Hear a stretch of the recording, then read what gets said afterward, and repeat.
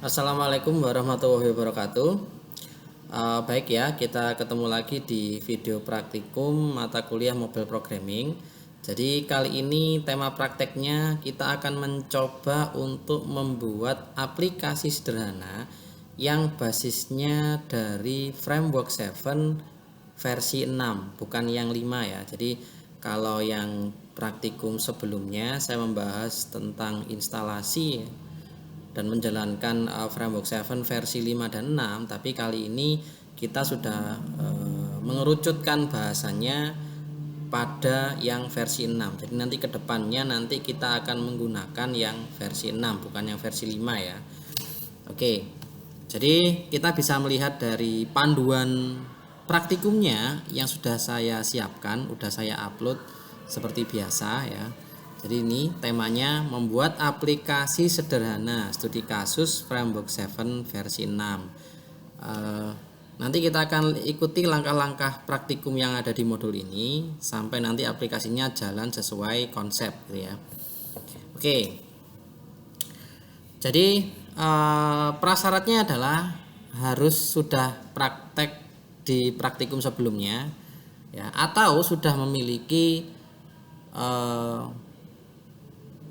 file engine ya dari Framework 7 yang versi 6 ya, kayak gitu ya. Oke, langsung aja saya mulai untuk langkah-langkah praktikumnya.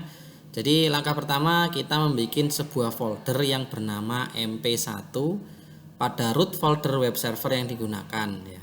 Kalau di sini saya menggunakan sum, berarti saya membuat foldernya di dalam folder htdoc gitu ya. Jadi saya membuat sebuah folder bernama mp1 di htdoc. Htdoc saya di sini saya membuat folder yang namanya mp1 seperti ini ya. Nah, ini masih kosong. Oke, langkah berikutnya copy folder core, CSS, font dan JS dari folder f7_6 ke folder mp1. Jadi folder f7_6 itu adalah folder hasil praktikum sebelumnya. Jadi tadi saya bilang bahwa prasyaratnya adalah sudah menyelesaikan praktikum sebelumnya kan, seperti itu ya.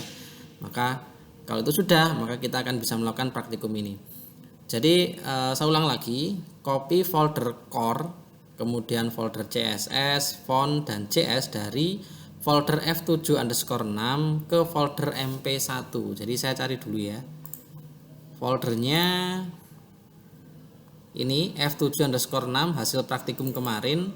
Yang saya copy adalah folder core, CSS, font, JS. Seperti ini, hanya 4 ya. 4 folder saya copy. Saya masukkan ke mp1. Ini mp1. Saya paste di sini. Jadi yang kita copy ini adalah file-file engine dari Framework 7 versi 6 gitu ya. Nanti akan kita tambahkan kayak view main, view home, kayak gitu ya. Oke, sudah tercopy 4 folder core, CSS, font dan JS seperti ini. Oke. Hasilnya sama ya seperti ini ya. Jadi saya sertakan juga hasil screenshot bahwa nanti jadinya seperti ini untuk memudahkan kalian praktikum. Untuk langkah ketiga, buat folder page di dalam folder mp1. Page ya, nanti jadi seperti ini, ada S-nya page. Jadi nanti hasil akhirnya akan ada 5 folder. Jadi saya bikin dulu di sini folder page ya. Nah, ada 5 folder hasil akhirnya seperti ini. Oke, lanjut ke langkah berikutnya. Langkah berikutnya yaitu membuat view main. Jadi view main buat sebuah file yang bernama index. View main itu apa? Pernah saya jelaskan di modul teori itu ya. Nanti silakan buka lagi untuk modul teorinya ya. Jadi buat sebuah file bernama index.html di dalam folder mp1. Posisikan file tersebut sejajar dengan folder page yang telah dibuat pada langkah sebelumnya. Jadi saya bikin sebuah file index.html ya yang sejajar dengan folder page. Jadi di sini saya harus bikin filenya. Saya bikin new file index.html seperti ini. Nah, kurang lebih nanti jadinya seperti ini ya. Ada 5 folder dan 1 file index. Oke, langkah berikutnya. Langkah berikutnya adalah menyiapkan file jQuery. Ya, karena kita nanti menggunakan jQuery ya, maka kita harus punya filenya ya. Untuk versi terbaru saat video ini dibuat yaitu versi 3.6.0 ya. Bisa di-download di alamat seperti yang tertera di modul praktikum ya. Jika setelah terdownload, maka filenya tempatkan ke dalam folder JS yang ada di dalam folder MP1. Saya sudah download ya, jadi nanti silakan kalian download terlebih dahulu. Di sini saya sudah punya, jadi saya tinggal copy untuk filenya ke dalam folder JS yang ada di MP1.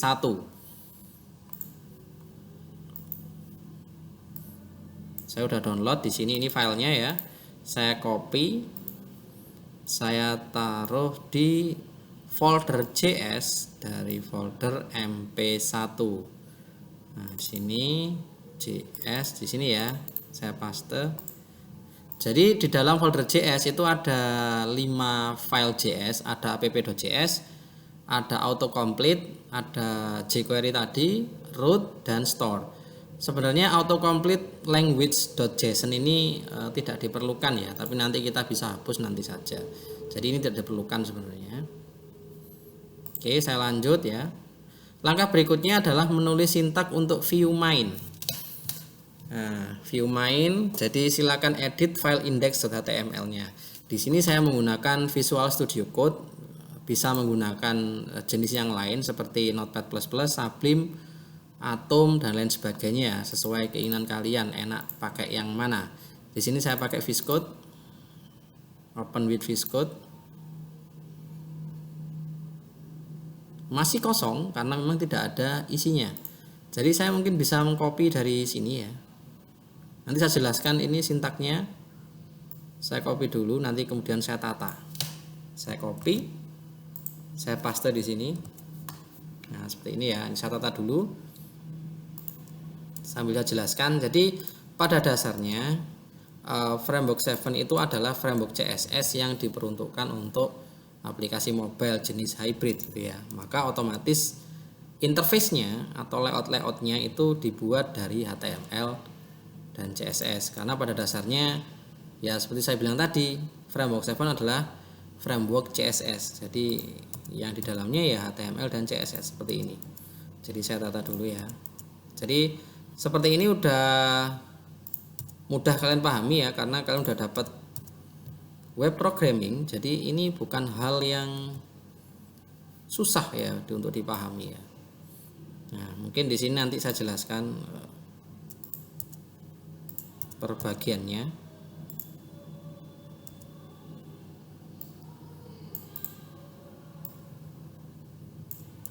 Oke.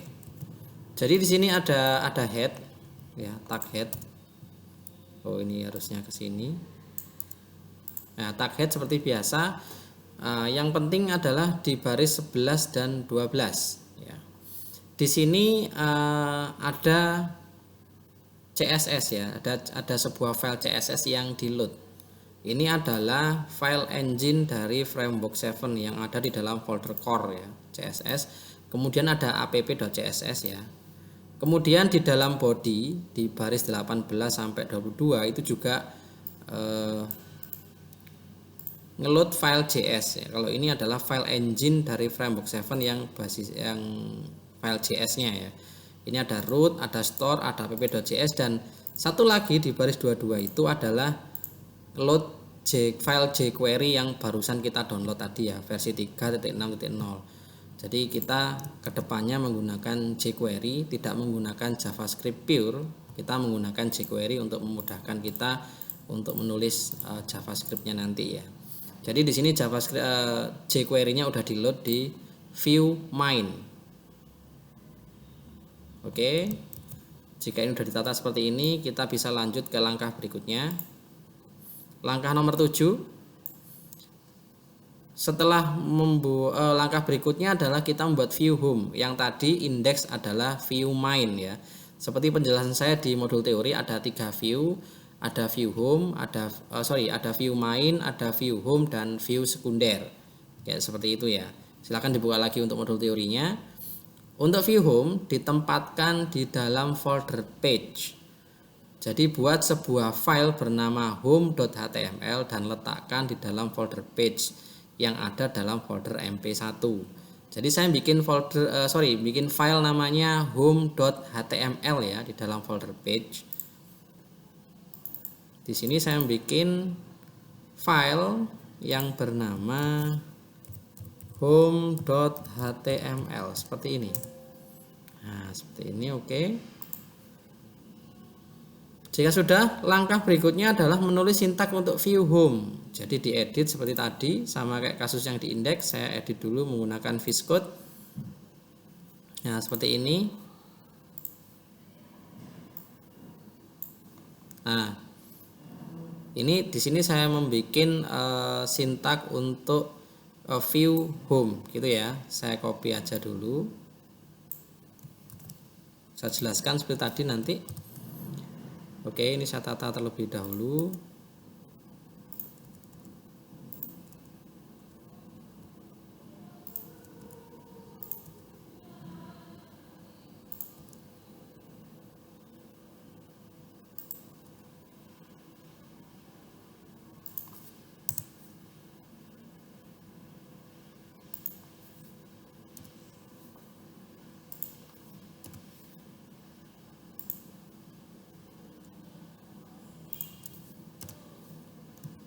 Kita save, jangan lupa ya, jangan lupa di save ya. Jadi di dalam view home itu diawali dengan tag template, syaratnya seperti itu kan. Jadi untuk strukturnya udah saya jelaskan di modul teori ya. Jadi saya tidak perlu bahas lagi di sini. Jadi di sini diawali dengan tag template dan ditutup dengan slash template ya, seperti itu.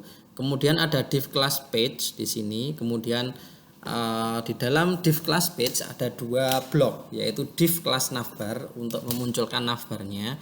Kebetulan di skenario ini navbarnya saya beri warna hijau menggunakan kode hexa ini ya. Kemudian ini tulisannya berwarna putih, saya menggunakan setting CSS inline di sini.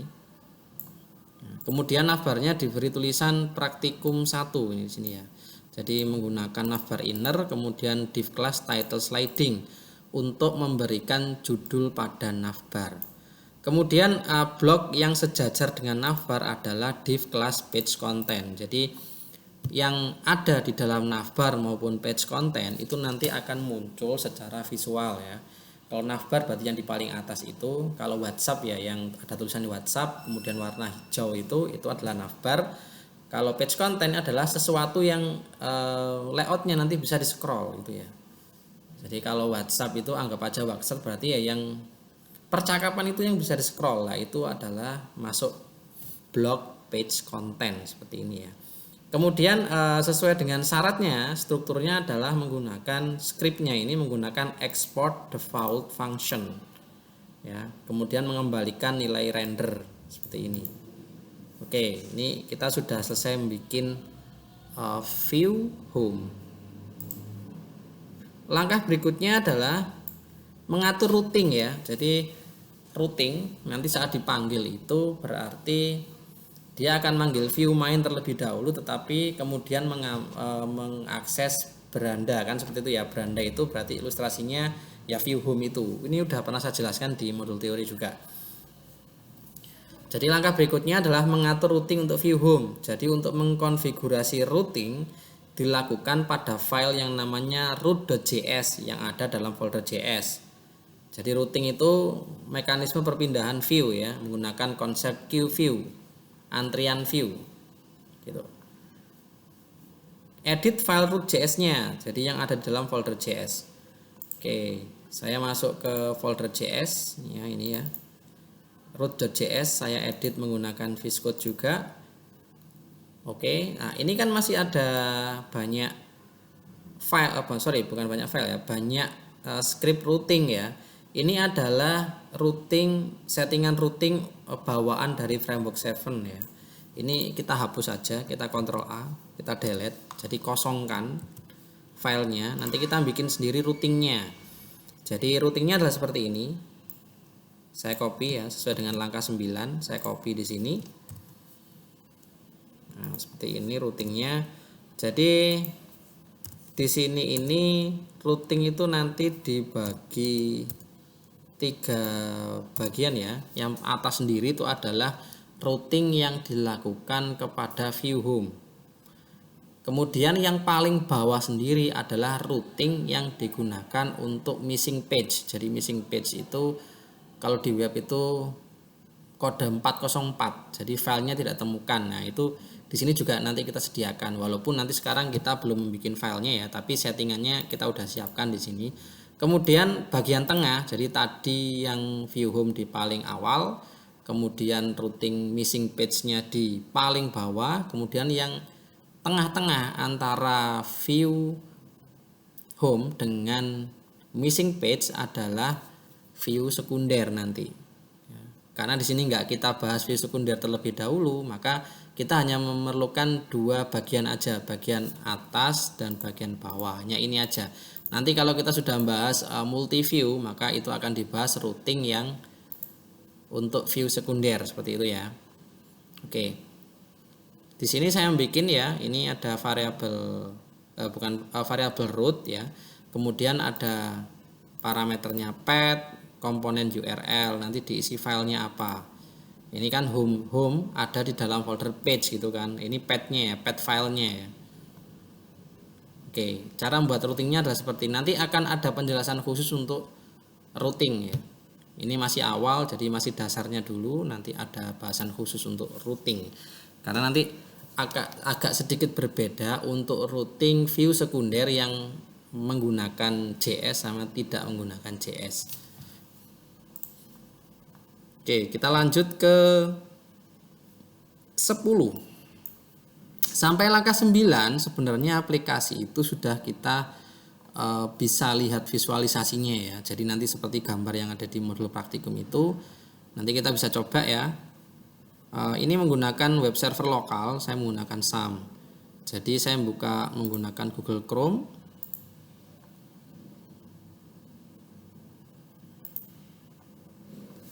Saya masuk mode pengembangan mobile seperti ini. Saya ketik localhost mp1. Ini ya.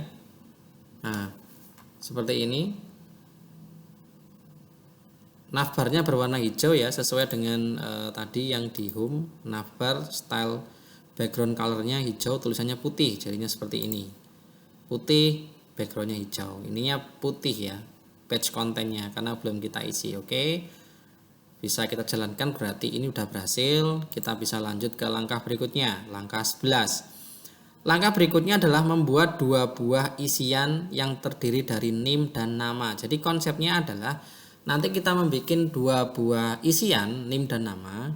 Kemudian ada 2 tombol ya. 2 tombol, nanti tombol tampilkan dan tombol kosongkan. Jadi tombol tampilkan itu fungsinya adalah menampilkan berupa message box ya. Isinya message box apa? Jadi nilai yang kita tulis di NIM dan nama akan dimunculkan berupa message box. Untuk tombol kosongkan berarti untuk mengkosongkan inputannya, seperti itu konsepnya ya. Jadi langkah berikutnya kita bikin 2 buah isian yang terdiri dari NIM dan nama ya. Dan 2 buah tombol, yaitu tampilkan dan kosongkan. Jadi kita taruh di div kelas page content ya pada view home. Oke, ini ya. Ini saya copy terlebih dahulu. Saya taruh di dalam page content seperti ini. Nah, ini rata kiri semua, jadi saya urutkan aja. Jadi memang biasakan kita untuk nulis sintak itu ditata ya, biar mudah untuk dicek kalau terjadi kesalahan.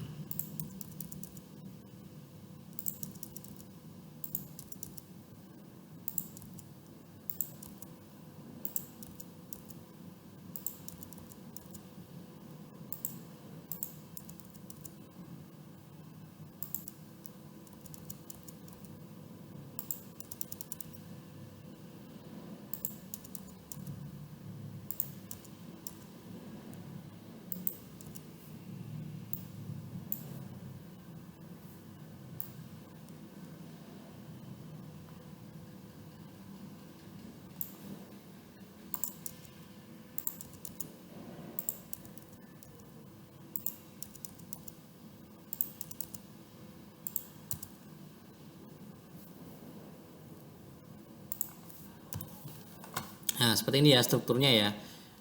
Struktur ini dari mana? Kok ada form class list, ada UL, ada li ini kan ya.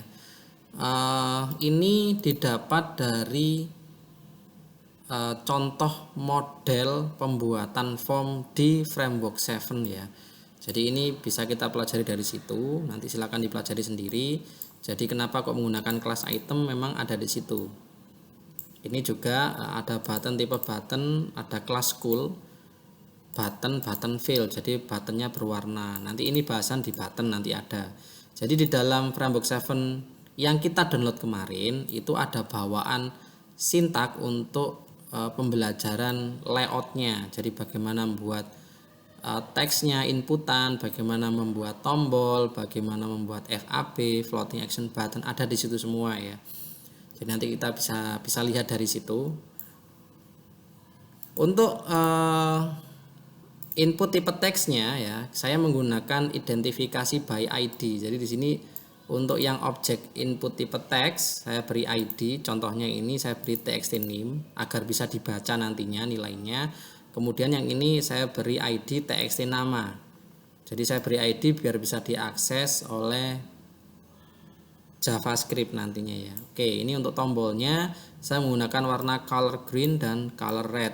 Masing-masing namanya nilainya adalah tampilkan dan kosongkan. Ini kalau saya jalankan udah keluar untuk layoutnya ya. Kita coba seperti ini, kita refresh. Nah seperti ini ya nanti tampilannya. Jadi ini bisa kita isi seperti ini. Cuman kalau saya klik tampilkan, dia tidak berefek apa-apa ya, karena memang kita belum membuat logikanya sama sekali ya, seperti itu. Nah seperti ini ya. Kosongkan juga kita belum punya logikanya, nanti kita beri logika agar sesuai dengan apa yang kita konsep tadi ya. Oke, ini berarti berhasil, layoutnya udah keluar di ini. Kita lanjut ke langkah berikutnya. Oh, ini sudah ya 12 tadi untuk munculkan visualisasinya. Kemudian yang 13 ya, langkah 13. Jadi pada dasarnya JavaScript itu tergantung pada dua hal, yaitu event dan function. Jadi event adalah pemicu atau trigger sebuah kejadian, sedangkan function itu adalah ya kejadiannya tadi. Jadi nggak dapat dipisahkan ya event dan function ya. Untuk dasarnya seperti itu. Nanti memang bisa hanya function aja bisa. Cuman untuk awal kita belajarnya adalah seperti itu. Oke, sekarang kita membuat functionnya dulu. Jadi nanti ada dua function. Function pertama adalah function yang menangani untuk menampilkan apa yang kita isikan di teks ini, sedangkan function berikutnya untuk mengkosongkan teks. Jadi kita buat dua function ya. Jadi kita copy ini script yang ada di langkah 13, saya copy. Oke. Untuk penempatan functionnya, jadi function JavaScript-nya itu kita tempatkan bukan di view home, tetapi di view main gitu ya. Di view main di sini. Nah, kita tempatkan di sini. Nah, bukan di view home ya. Kenapa? Nanti ada beberapa alasan kenapa kita menempatkan di sini ya. Salah satunya adalah nanti untuk memudahkan kita saat menggunakan obfuscator. Nah, itu nanti bahasan di terwahir sendiri nanti ya itu ya. Jadi nanti ada bahasan obfuscator mengamankan script ya, tapi nggak dibahas sekarang.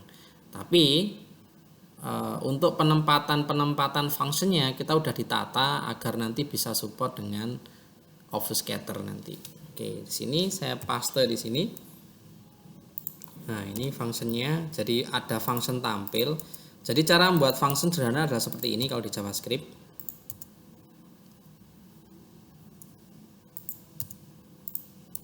Nah seperti ini ya. Jadi untuk membuat ini function sederhana. Nah ini cara bikin function seperti ini. Function tampil, isinya adalah jadi saat kita memunculkan apa yang sudah kita ketikkan di teks, kita harus bisa mengambilnya terlebih dahulu, kemudian menyimpannya dalam sebuah variabel, kemudian variabel itu nilai dari variabel itu yang akan dimunculkan ke dalam message box gitu kan ya. Oke, untuk membuat variabel itu kita bisa menggunakan let atau var ya. Di sini saya menggunakan LED karena disarankan untuk menggunakan LED untuk yang jenis JavaScript yang baru. Kalau zaman dulu var, kalau sekarang LED. Apakah var tidak bisa digunakan? Tetap bisa, tidak ada masalah. Tapi disarankan menggunakan LED, gitu ya. Saya membuat sebuah variabel namanya name. Jadi saya membuat LED spasi name. Jadi variabel name itu nanti akan diisi dari, jadi cara bacanya adalah seperti ini ya, nilai yang diambil dari objek HTML yang ber-ID txt_name. Jadi di sini ada karakter pagar itu menunjukkan bahwa yang saya baca adalah objek yang ber-ID. Pagar itu ber-ID. Ber-ID apa? txt_name. Jadi nanti dia akan membaca objek yang ber-ID txt_name di mana? Di view di view main tidak ada, di file index tidak ada. Adanya ada di home. Ya, dia di home bisa kebaca. Bisa, karena konsepnya seperti saya jelaskan bahwa di aplikasi Android itu menggunakan konsep queue view. Jadi view yang bertumpuk. Ya. Saat kita manggil home, maka ID ini akan kebaca oleh index. Jadi, makanya di sini akan dikenali bahwa objek dengan ID txt_name itu ada, maka diambil nilainya. Nilai tersebut akan disimpan ke dalam variabel name. Begitu juga dengan sintak bawahnya, let nama. Jadi saya membuat sebuah variabel nama yang diisi dari nilai yang diambil dari objek yang ber-ID txt_nama, seperti itu ya. Oke. Kemudian langkah baris berikutnya adalah app.dialog.alert. Ini digunakan untuk menampilkan message box. Apa yang ditampilkan? Ini variabel name. Jadi nilai dari variabel name kemudian di plus br. Br itu berarti HTML ya. Break, jadi ganti baris, ditambah lagi. Tambah itu berarti penggabungan kalau di sini, bukan menambah angka. Karena tambah di sini bisa berfungsi ganda. Bisa menggabungkan string atau menambah angka. Itu dilihat dari apa yang nanti ditambahkan. Dia akan bisa membaca dengan sendirinya. Nama, jadi name di baris atasnya, nama di baris bawahnya gitu ya. Kemudian info ini adalah judul message box-nya info. Oke ya. Oke. Untuk function kosong itu cukup memberi nilai. Jadi ini ada perbedaan sedikit ya. Kalau val buka kurung tutup kurung berarti dia mengambil nilai maksudnya. Tetapi kalau val buka kurung kok ada seperti ini, maka ini artinya adalah memberi nilai. Kalau tadi mengambil nilai, kalau ini memberi nilai. Memberi nilai apa? Petik-petik berarti memberi nilai kosong. Itu maksudnya. Ini ya, jadi memberi nilai kosong pada txt_name dan txt_nama di function kosong. Oke, ini udah jadi functionnya. Kita ke langkah berikutnya. Nah, langkah berikutnya adalah kita membuat event atau triggernya ya, dari dua function yang telah dibuat sebelumnya. Jadi event yang kita gunakan adalah event sederhana, yaitu event click. Nanti kita tempatkan ke dalam tombol. Jadi agar tombol itu bisa memanggil function, maka kita harus berikan event. Di sini eventnya kita contohkan on click ya. Itu on click itu kalau di JavaScript yang digunakan di web. Untuk di sini kita menggunakan add click ya. Jadi on-nya itu diganti add gitu ya. Dan cara manggilnya nanti seperti ini. Jadi ini sudah saya beri contoh di langkah 14. Yang tadinya scriptnya seperti ini menjadi seperti ini. Nah ini ada add click-nya ya. Add click seperti ini. Saya copy add click-nya aja. Jadi kita masuk ke view home. Kemudian kita tambahkan di sini add click-nya. Nah seperti ini.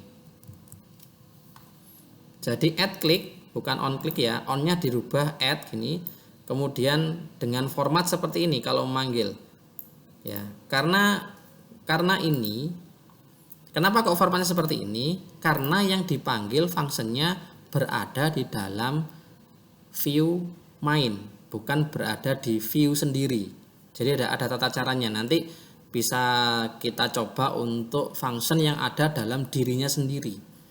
Cara nulisnya sedikit berbeda ya, tapi nanti tidak dibahas di sini, nanti dibahas di pertemuan berikutnya ya. Nanti kita akan coba berbagai skenario, jadi mulai function di dirinya sendiri atau function yang ada di view main seperti ini ya. Jadi formatnya adalah seperti ini kalau manggilnya ya.